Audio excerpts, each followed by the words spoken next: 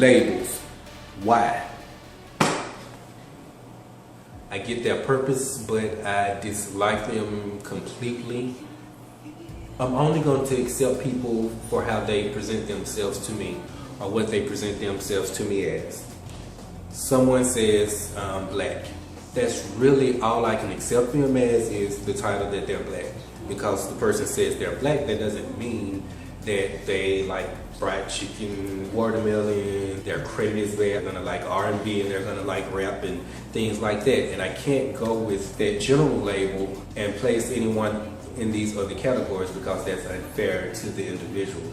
Same thing with me. Growing up, yes, I'm black, grew up in a black neighborhood, but I had nothing in common with anybody in my area. I didn't like the same things that the people liked at my school. I was into Bon Jovi, I was into Whitesnake, I was into Richard Marx, I was into Wilson Phillips, I was into Aerosmith, I was into stuff like that, you know. I was just like, I just wasn't the typical person that was in my neighborhood, so I really stood out, and people decided to categorize me and recategorize me and place me into categories where I didn't belong, because of the fact that I wasn't the stereotypical black kid in the black neighborhood that pretty much everybody around me was.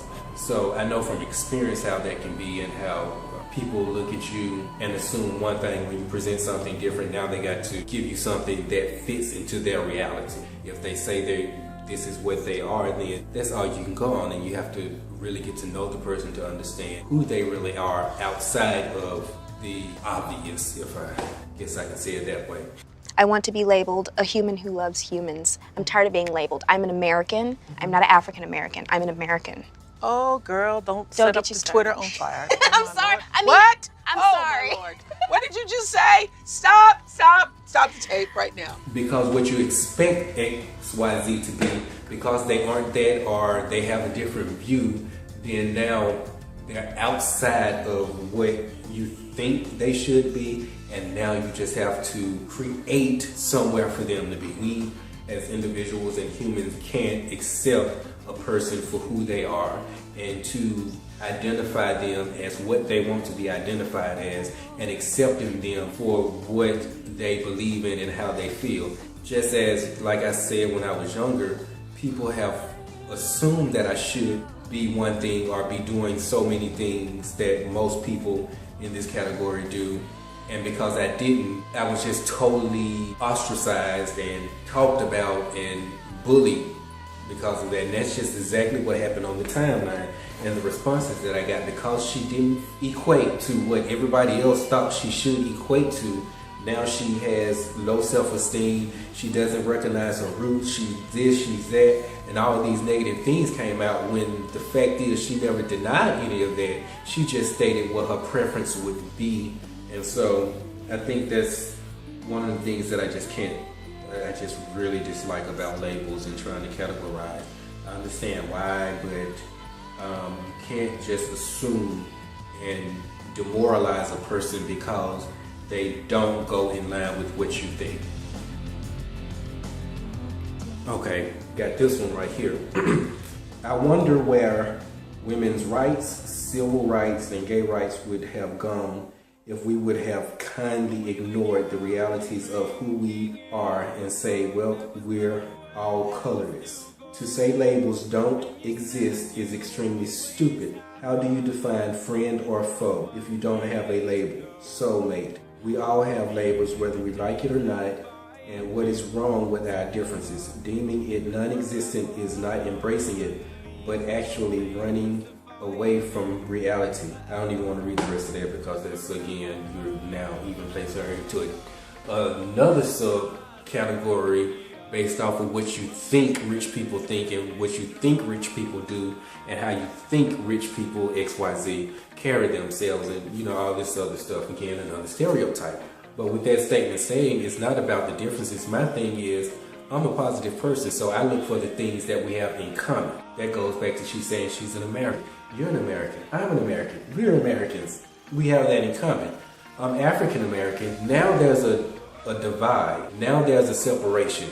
Yes, we know, we obviously see the difference in us, but we have more to stand on if we look at the positive than trying to find the differences. If we know that we both like this and we both like that, we both like to do this, we both like to do that, I have a better chance of hanging out with you than learning first that you like this and I cannot stand that. You're this type of person, I'm not that, I don't like to be around that type of person. That creates more division than the fact that looking at all the things that we have in common, and that's the type of world we live in. We'd rather find the things that we look at the negative as opposed to the positive. In order for me to embrace the difference that you have, I have to want to get to know you. If all I know are the things that we don't have in common, why would I even try to get to know? We have so much not in common, it's no point in me getting to know you. Whereas if we have some things in common that we do have, at least at that point in time, I have a better chance of learning why, you know what I'm saying, and I can better accept you for that difference that we have,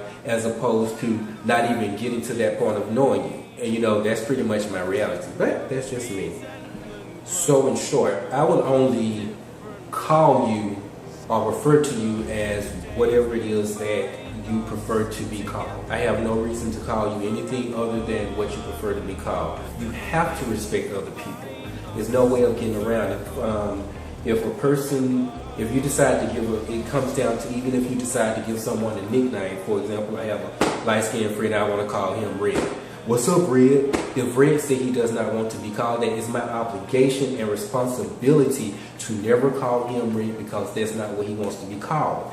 I call him only by the name that he says he wants to be called, or I refer to him only as what he prefers to be referred as. I respect every individual for who they are, and if whatever they present, whatever they say they want to be, I have no other choice but to refer to them as that way, regardless of how I feel about it, regardless of what may go through my mind of why they're doing X, Y, Z.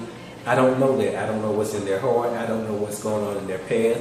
I don't know anything other than what they have revealed to me, and I can only accept them for that thing. So in closing, I'm going to leave you with this clip, which pretty much sums up what I believe, and I'm pretty sure what she was trying to get across. How are we going to get rid of racism? Stop talking about it.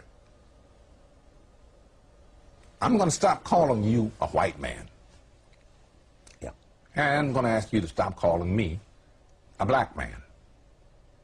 I know you as Mike Wallace. You know me as Morgan Freeman. Thank you for watching. This, of course, has just been my reality. Be sure to comment below, thumbs up, like it, share it. Follow me on my social networks, which are below as well. Also, if you haven't seen the last video, you can catch it right here.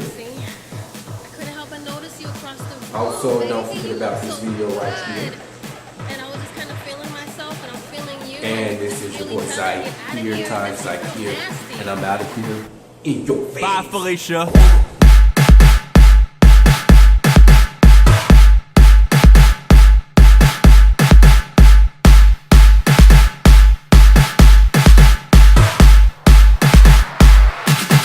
Bye, Felicia.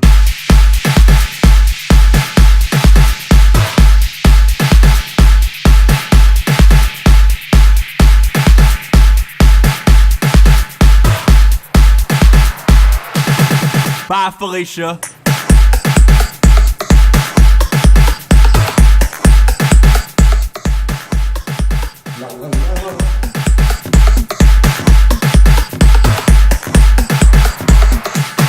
Bye, Felicia.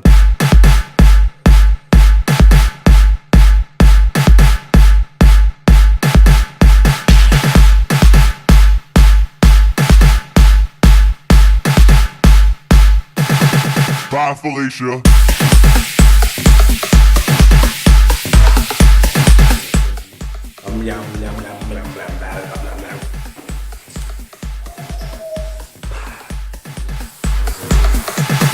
Bye, Felicia. I'm an American. I'm not an African American. I'm an American.